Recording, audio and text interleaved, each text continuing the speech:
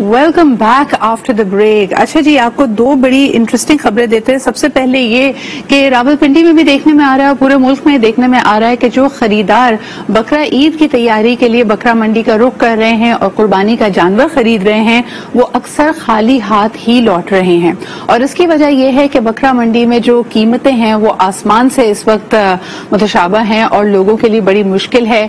आपको बताते चलें कि एक हमने वहां पे जाने वाले से जब बात की, उसने कहा कि जी पिछले साल मैंने 25 किलो का अगर एक बकरा 45,000 रुपए में खरीदा था, तो इस वक्त उसी तरह के जानवर की लगभग 25 किलो के एक बकरे की कीमत मुझे मिल रही है 90,000। यानी ये तकरीबन 100% का हाइक नजर आ रहा है, यानी डबल हो गई हैं प्राइसेस।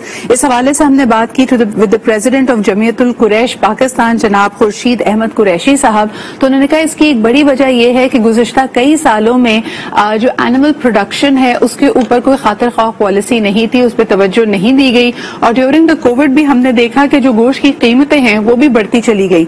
इस वक्त की सूरत हाल ये है कि तकरीबन आपको मटन अगर आप मार्केट में लेने के लिए जाते हैं तो 1700 रुपए किलो मिलता है, जबकि बीफ की अगर बात की जाए तो वो तकरीबन 1000 रुपए किलो के हिसाब से बिक रहा है। इसके अलावा बकरे की प्राइसेस तो हमने आपको बताई। कुर्बानी की नीयत से अगर आप गाय खरीदने के लिए जाते हैं तो वो भी तकरीबन 160 किलो की जो गाय है वो इस वक्त 185 से लेके यानी 1,85,000 से लेके 3 लाख तक इसकी कीमत नजर आ रही है, जिसकी वजह से एक आम आदमी की दस्तरस से ये सूरत हाल काफी बाहर है। लेकिन दूसरी तरफ हमने ये भी देखा कि कोविड के दौरान जहां बहुत सारी चीजों का ऑनलाइन सोल्यूशन आया, इस वक्त कुर्बानी के लिए भी आपके पास ऑनलाइन ऑप्शंस मौजूद हैं। वहां पे अगर हम नजर डालते हैं तो कुर्बानी का जानवर अगर एक बकरा आप तकरीबन 14 किलो का जो बकरा है अगर आप कुर्बानी की नीयत से उसकी बुकिंग कराते हैं तो उसकी कीमत भी तकरीबन 45 से 50,000 तक है।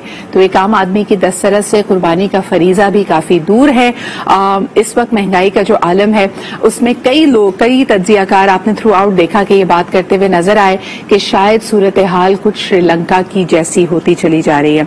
अच्छा जी, श्रीलंका के हवाले से अगर बात करें तो वहां भी सूरत हाल काफी अबतर है और सिचुएशन दिन ब दिन खराब होती चली जा रही है। उनकी अफजाइश के लिए यानी श्रीलंका में हम देखते हैं कि लोगों की इमदाद के लिए बात की जा रही है। उनकी हुकूमत इस वक्त कोशा भी है, लेकिन उनके पास कोई इस वक्त इंदिया नहीं मिल रहा कि श्रीलंका की सिचुएशन बेहतर हो सके। आपको वहां की ताजा तरीन इतलात के बारे में बताएं कि इस वक्त श्रीलंका के पास सिर्फ एक रोज में जितना फ्यूल इस्तेमाल होता है वो रह गया। ये तकरीबन 4000 टन पर डे इस्तेमाल किया जाता है, जिसकी वजह से पहले ही एक हफ्ते में इनके यहाँ इमरजेंसी नाफिज थी और सिवाय बहुत ज्यादा अशद जरूरत के या हॉस्पिटल्स वगैरह के किसी को भी फ्यूल और ईंधन नहीं मिल रहा था। श्रीलंका की सिचुएशन अगर पब्लिक ट्रांसपोर्ट की देखी जाए तो लगभग पाकिस्तान जैसी ही है। 2/3 जो वहां पे ट्रांसपोर्टेशन पब्लिक ट्रांसपोर्ट के ऑप्शंस हैं वो आपको प्राइवेट सेक्टर की तरफ से मिलते हैं और ईंधन फ्यूल ना होने की वजह से this has come to a screeching halt as well.